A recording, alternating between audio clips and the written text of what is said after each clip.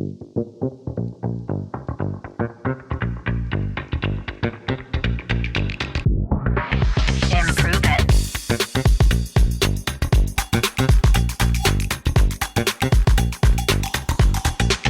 Improve it. Podcast.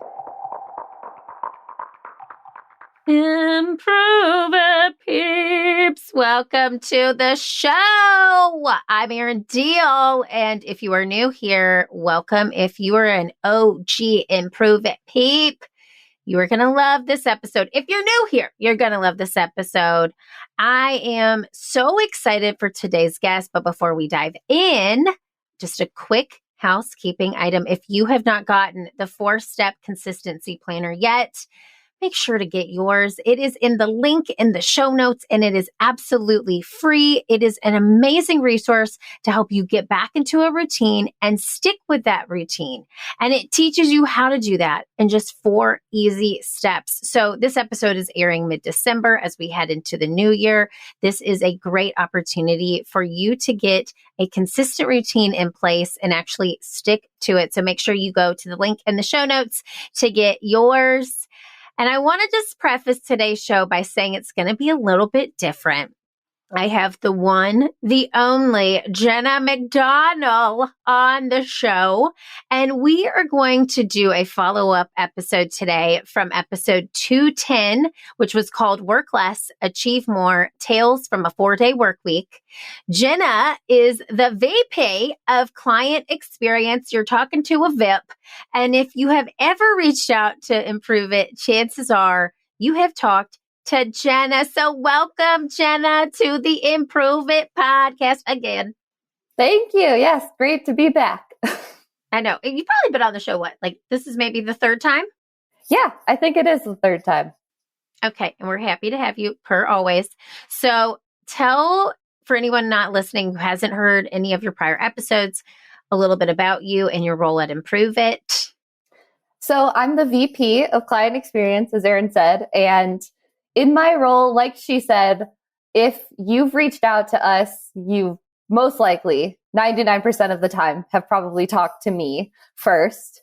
I'm basically the first point of contact, is what I like to say at Improve It. So in my role, I research and reach out to organizations and people that we'd like to work with, as well as take all the incoming conversations with people who reach out to work with us. So all of the initial calls, walking everyone through the process of what it's like to work with us, proposals, the agreements, the invoices, all of that stuff. And then helping my colleague Nicole with logistics, although less so now, which is great because Nicole's so good at it, for all of our events. And then all the follow-up that comes from that. So just maintaining those relationships with our clients. And then the other small part of my role that I really like is being able to help manage the day-to-day of just our work at Improve It. So helping to I'm an organizational communication background, so I love all that stuff. So helping to make sure that the day-to-day runs smoothly,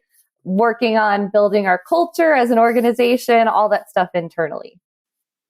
She does it all. She does it all. There are not enough lines on a resume to show you what she does. But as a small business, every single thing that you just mentioned matters so much, and we couldn't do it without you. So know that. And I'm thrilled to have you back because, like you said, you love sort of that organizational management piece. And so today's show really aligns with that because in episode 210 of the Improve It podcast, I talked about our 5-step framework to implementing the 4-day work week based off the book Shorter.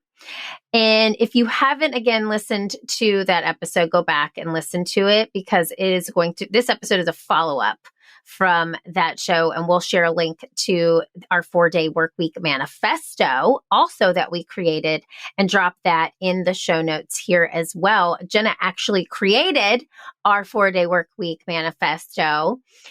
And part of that manifesto talked about measuring results. So just to catch everyone up, we are on a 4-day work week plan that started in October of 2023, and we are trialing this for the next 90 days. We're recording today's episode the first week of December, and it's going to launch the next week. So it's going to be mid-December. So we're not exactly through the first final days, but we wanted to share an update. And I thought a great place to start would be this survey that you created, Jenna, that we take at the end of every 30 days. And I wanted to use that survey as the guide for our discussion today. So a quick just synopsis of our survey. Jenna created this survey so we can track our soft skills, I should say, our qualitative data that will allow us to understand, are we improving from a quality of life standpoint? And we are tracking that at the end of the first 30 days, the end of the 60 days, and at the end of the 90 days. So the first question on our survey asks us to rate how happy we are in our role from 1 to 10. Can you just dive into why you put this as the first question and why it's so important? Yeah. Well, first of all, I think a better description of me creating it, the whole team created it. I just begged to be the person in charge of it. I just really it was like a little passion project doing this. So I'm very happy that everyone let me just summarize everything that we talked about as a team into the manifesto and everything. But the survey was something that was absolutely in the book. A big part of the shorter book was making sure that you're including everyone on the team and making sure that you're tracking things and not just professional goals that you have, but also how the team is feeling. And I think a lot of people had a hard year in 2023. I think a lot of people on our team, I think all of us internally have had some difficulties this year. And in addition to the pandemic, just kind of shedding new light on priorities, I think this year also showed us all that there's an opportunity to pursue well-being a little bit more and to prioritize being happy. So I feel like measuring that was the first question, because it's helping us track if having more control over our time outside of work, having more time to decide what we want to do, like the whole Friday to do whatever we need to do. If that increases our happiness, if that allows us to enjoy our time at work a lot and also our time away from work. I love it. And I'm so glad you took on this passion project, because Jenna, I love that my weaknesses are your strengths. Okay. So, that number one. And then number two, we also had this 1 to 10 scale, 1 being unhappy, 10 being happy. And I think, like you said, we pulled a lot from this book Shorter. So we'll also link that book in the show notes for you too, so you can take a look at how we have gotten all of this data and how we have put it together for ourselves. And we have to make it work for you. One of the questions I also really love in the survey is, how burnt out and how optimistic are you? These are two separate questions, but we talk about measuring burnout and measuring our optimism, which also kind of goes into happy. But we say, let's rate that on a 1 to 10 scale.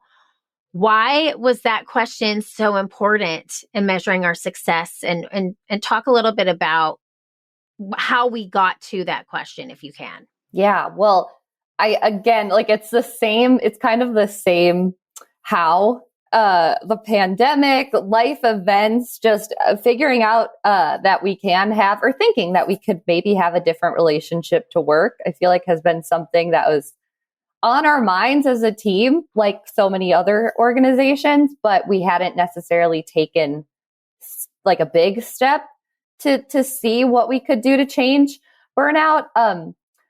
I think that we wanted that question to be on the survey because burnout isn't just a buzzword right now, or it hasn't been a buzzword for the past 4 years. It's been a real thing that I know I've experienced. I know you've experienced it. I know so many people have experienced it. And I know that it shows up in different ways for people. But I in the book, and I talk about this book so much since you had us read it. Like it's probably annoying people in my life just because I recommend it to everyone who even asks anything about work.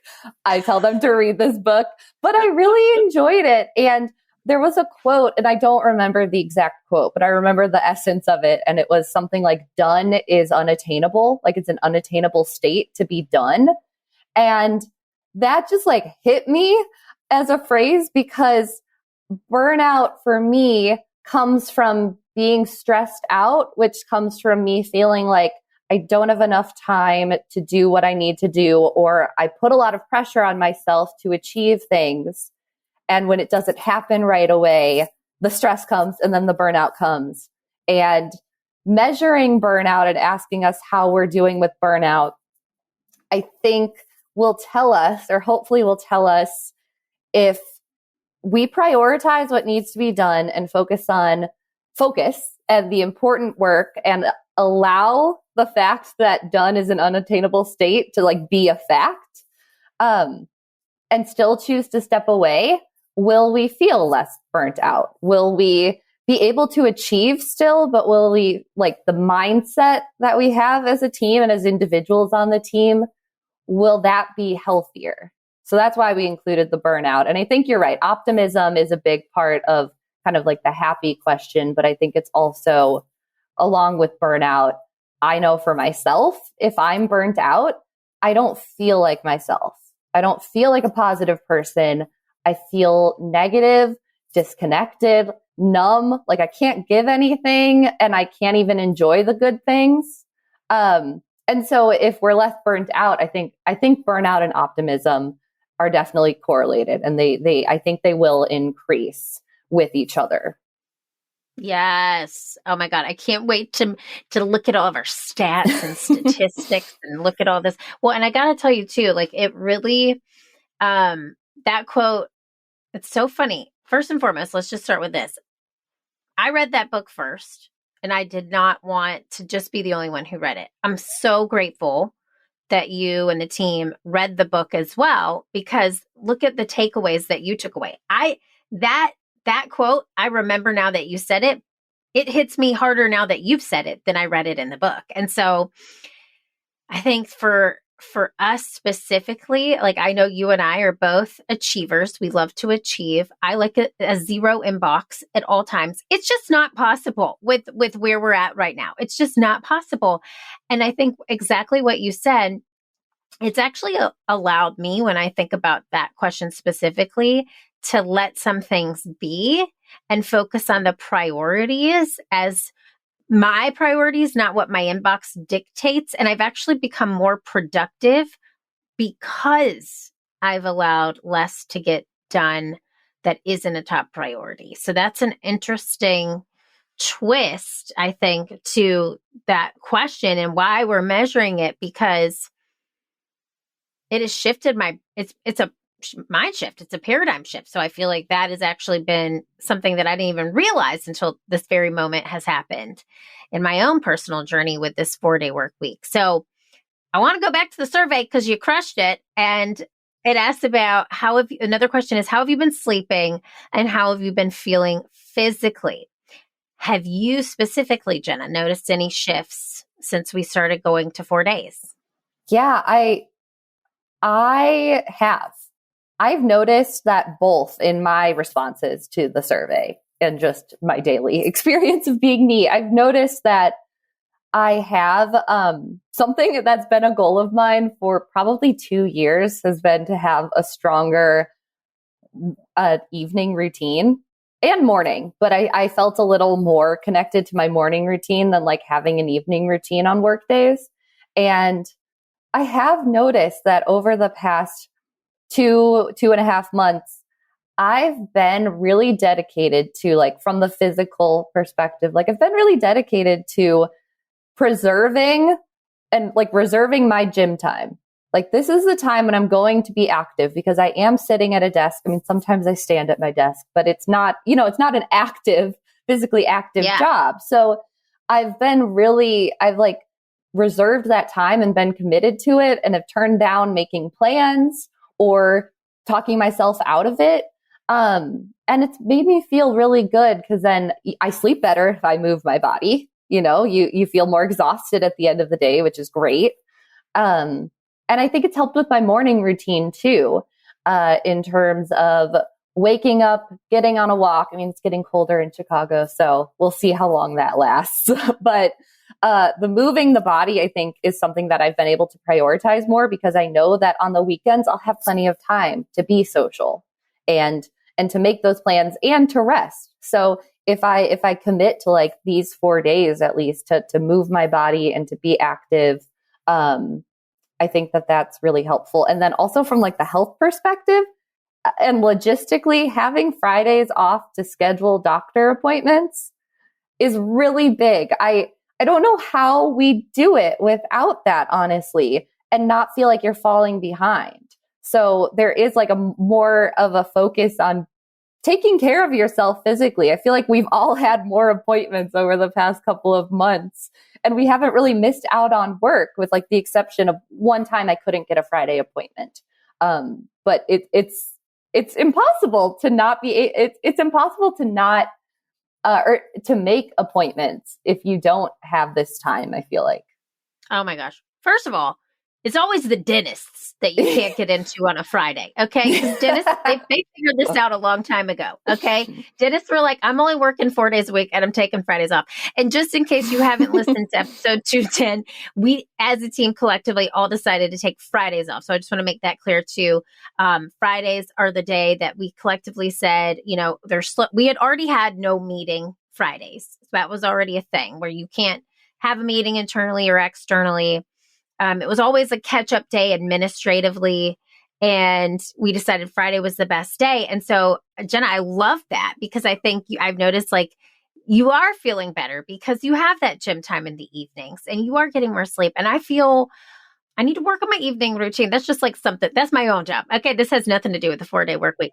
But I want to ask you this. I'm going to just tell my version of what my Fridays have become in the past 60 days. And then I want to hear what your Fridays have become, because I think that's interesting for people to hear. My Fridays, because I have a son, are like, what does Jackson need? Does he need a doctor's appointment on Friday? It's Friday. What do I need to get done for my house? Do I need to go grocery shopping at Trader Joe's because they don't have Instacart? Yes, I probably do.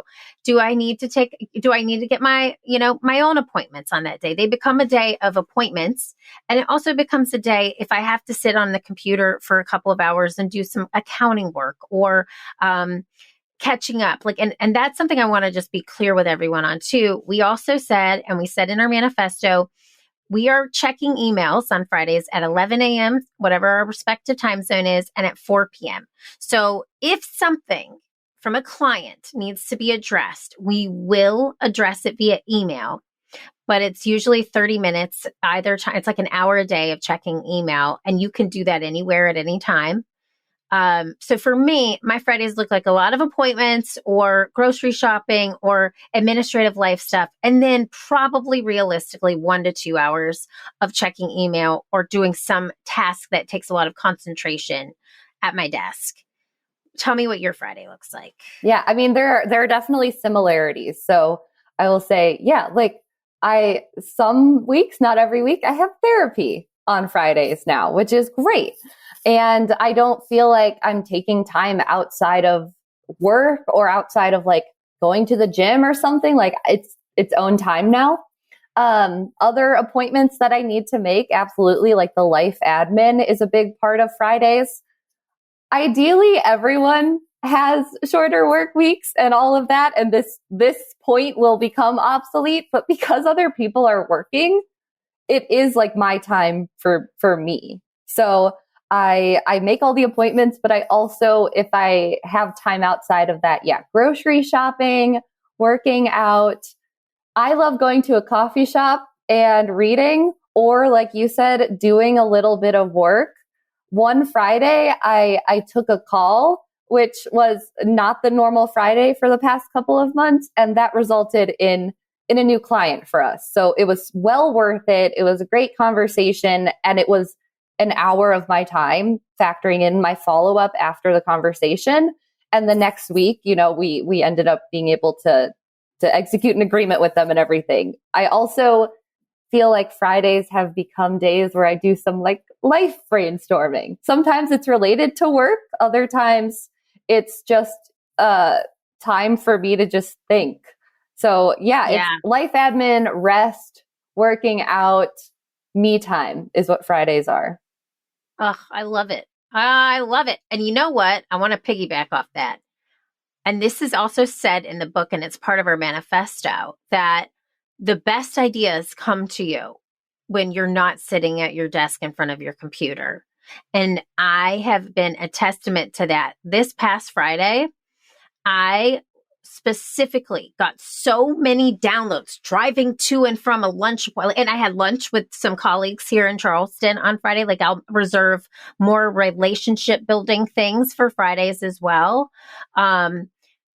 I had so many just great ideas pop up in my brain as I was in the car that I had to pull out my Evernote notebook on my phone and record voice notes to like remember these ideas. And you just gain so much clarity when you step away from the day to day. And that's what these Fridays have become, I feel like, for you, for me, Nicole, our team.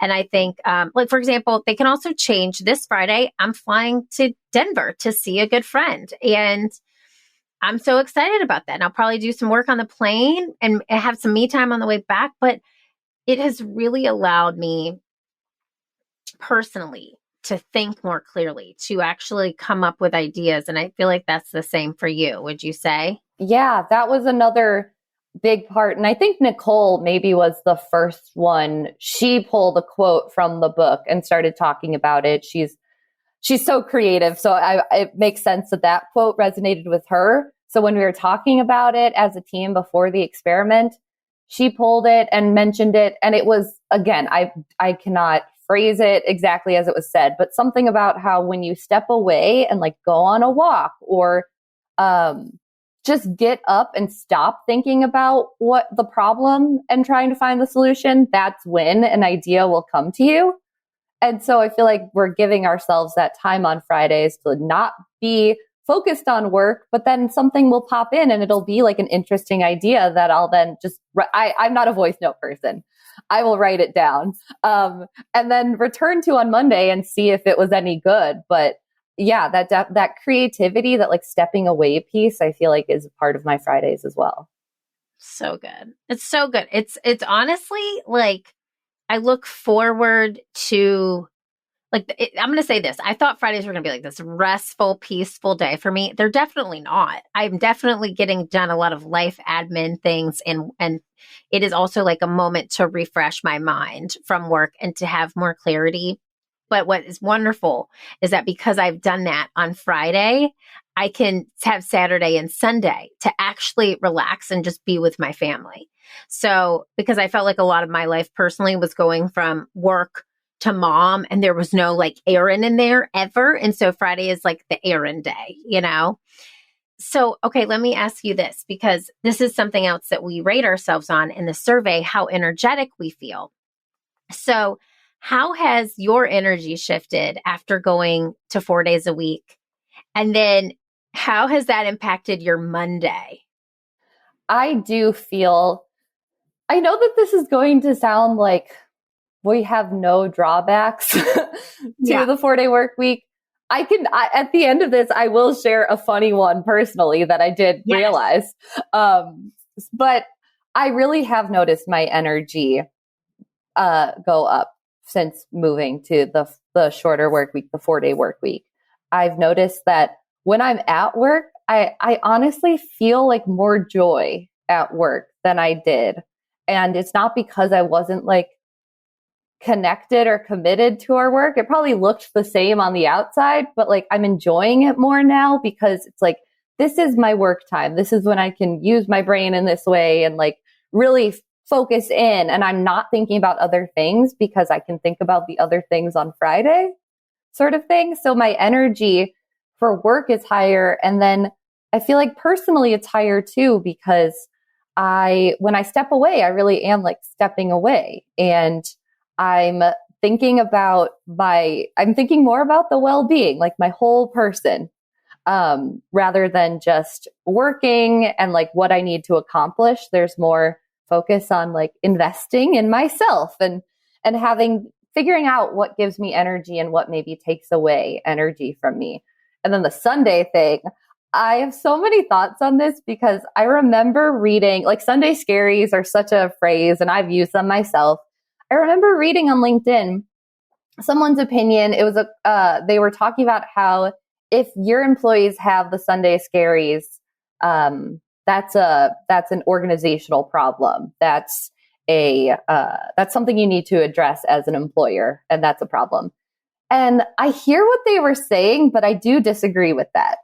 I think there's a lot of reasons why people could be anxious on Sunday. I think that's what Sunday scaries mean to me, like anxiety for the week ahead. So I've definitely felt those. And I don't think I don't think we have that problem at Improve It. Like, I would not place the blame on Improve It for me feeling that way. I think it's a result of feeling like I didn't get to have my whole weekend. And then it's like, oh man, now it's right back to work. I have all this anxiety about what I didn't get to do. And now I have to think about all this stuff. So it's just like, just where's my anxiety going, basically?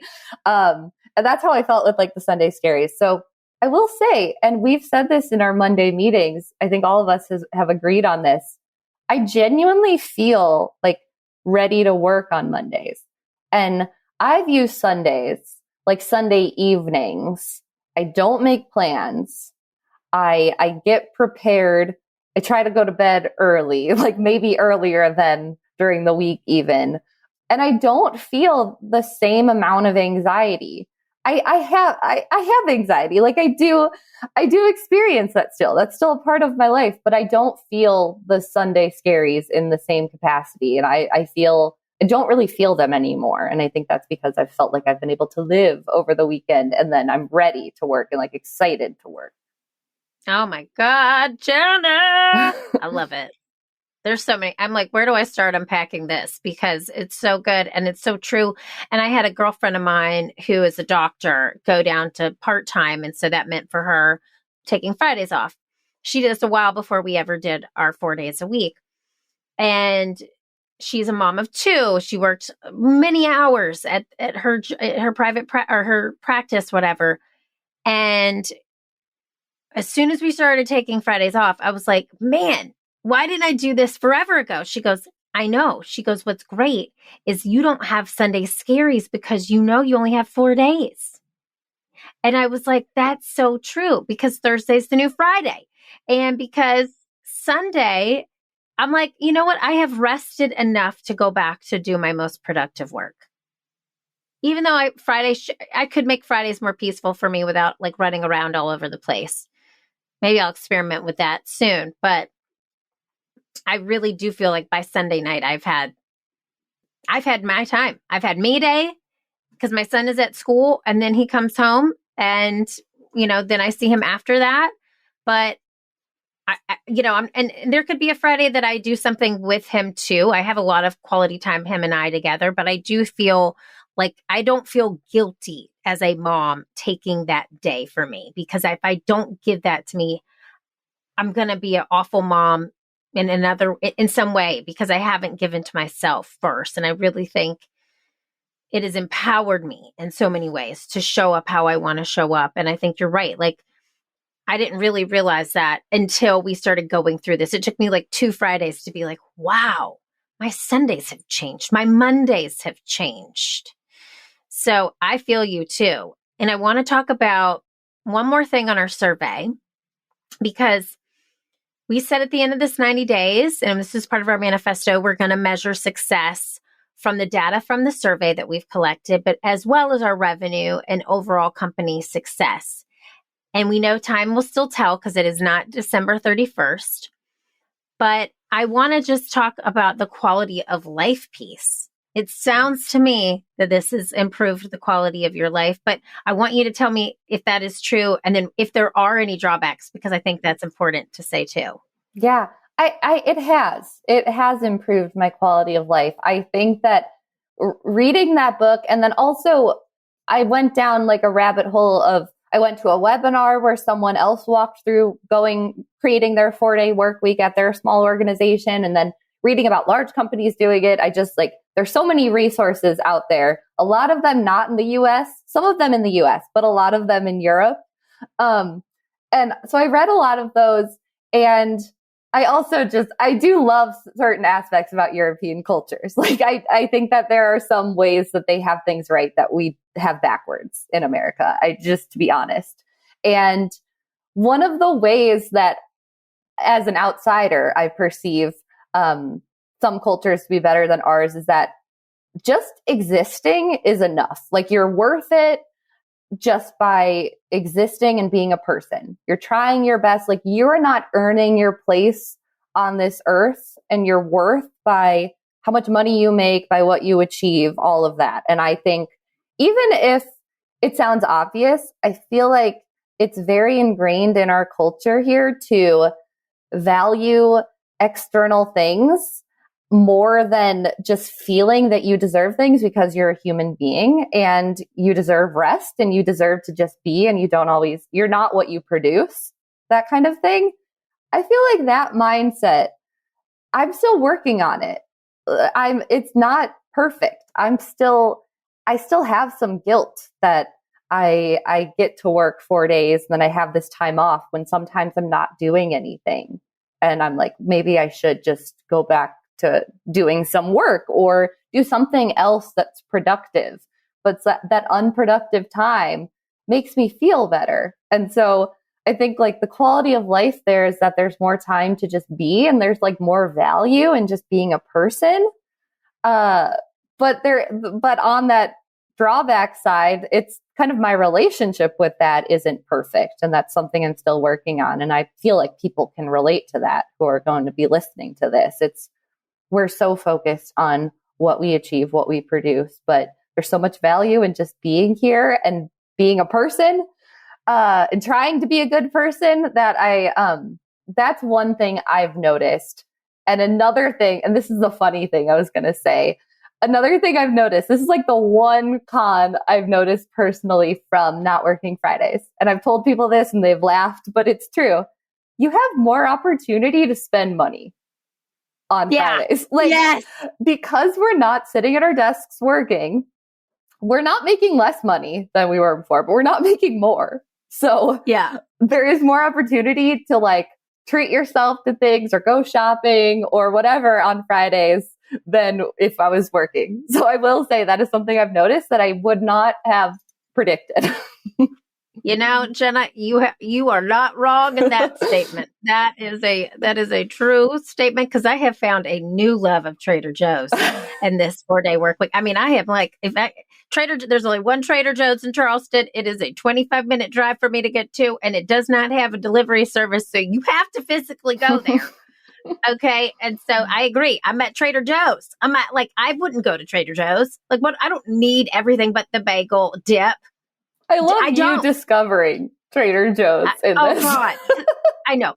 That was my own self-discovery. Trader Joe's is my love language now. And I will tell you, I had Trader Joe's. You know what it is? It's the scarcity mindset. Okay, number one I'm going to go to Trader Joe's Transit for just 1 minute. In Chicago, where, you and I met and I lived for 15 years, there was a Trader Joe's on every corner almost. In Charleston, there's one. And you know what? The parking lot, they've made extra small. So you feel like everybody's at Trader Joe's. And when you go inside, it's big. No, there's not a ton of people in there, but they make it look hopping every day. And you're like, I got to get there. And then once you get that little dip, they got the best dips. Once you get that little dip, and once you get those little cut up mangoes, get you some everything but the bagels that are gluten-free, the gluten-free bread, I'm a gluten-free. It's worth it. It makes it worth it to me, but I am spending money. Yeah. And this is so not the point, but just to plug Trader Joe's further. Yeah. We would like a sponsorship. Thank you. Having celiac, and I know and you're feeling better not eating gluten, like being people who buy gluten-free products, their bread is bigger than my hand. And that is so important to me, because so many gluten-free breads, if people have bought gluten-free bread, they will relate to this, are the size of a thimble. And $10 for a loaf. And Trader Joe's, it's a steal. it's a steal. And like, here's the other thing, really quick, just last Trader Joe's tangent. This is not a show promoting Trader Joe's. We do not have affiliate links. If someone listening works at Trader Joe's, please contact us. I would love to promote your products. Anyway, let me just say this last thing. They make me feel like a chef, okay, in my own home because of the prepackaged meals. My 4-year-old is like, Mom, you're the best cook. And all I did was pour it from the bag onto the stovetop. And I just feel amazing because they've made me feel amazing. So you know what I go there for? I go there to feel good about myself, Trader Joe's. And I will take 4 bags of groceries. And they're not, I'm going to be honest, they got some good deals. They're not an expensive place. Back to the point at hand. Yeah, we had to go there, but I agree with you. That could be the con. And I also hear you on the guilt because I also, I have a lot of feelings about how I show up in a lot of different ways to a lot of different people. And a lot of companies don't have this in their life and probably will never implement. And so it is a gift, but it is the gift that we are giving ourselves so that we can give to others. And we're going to continue to experiment with this. And we'll know by the end of December where we're going in 2024, which we've heard from Jenna. You've heard a little bit from me the quality of life has really shifted. And I think we all don't want it to go away because it's so good. And we've really enjoyed the learning and the experimenting that we've done. If you are listening and you want some advice to successfully test this for yourself and your team, Jenna, what is something that you would say to anybody listening? A place to start? Just one thing. Or where's one place they could start if they want to implement this for their team? Well, I do think that what we're talking about right now, like the mindset piece, is a really big part of it. I do feel like that. I feel like I'm so grateful that you made us feel like we were part of the whole process and decision, like the whole team. And I feel like the book we read, Shorter, says that is a big part of making this a success, is making the team feel like they have helped you create this and making sure that their input is actually like implemented. So I feel like trying to, I guess, get the team's responses as to why they would want to do this and understand. I think a good place to start is asking yourself why you would want to introduce this if you're a leader, or if you're like an individual contributor, asking why this sounds appealing to you. And then if you're comfortable with it, if you're not a leader, or even if you're just talking with your friends, like asking them why they would like to do this, if they would like to do this, and kind of just pulling people to get the why. I feel like that's what we did. And then we went from there in terms of like setting goals and tracking things and updating how our meetings are run and blocking our calendars and all of the tangible action items that you need to do, and like contingency plans and all of that. But I think we started with the why we want to do it and why it's important to us. And that helped us create all the specific plans. Yeah. Oh, I love that. The why is so important because it fuels everything else. And one thing just to point out to your point is we didn't really rush into this. We spent about 60 days planning, right? It was about 2 months of planning and knowing we were going to trial it for 90 days. And we were going to set up metric systems in place to track how we were feeling, qualitative feeling, and then also track it with the measurement of success from our revenue, from a productivity standpoint. A lot of things go into that, but I will say I actually feel more productive than I've ever felt in a 4-day work week. Would you agree with that?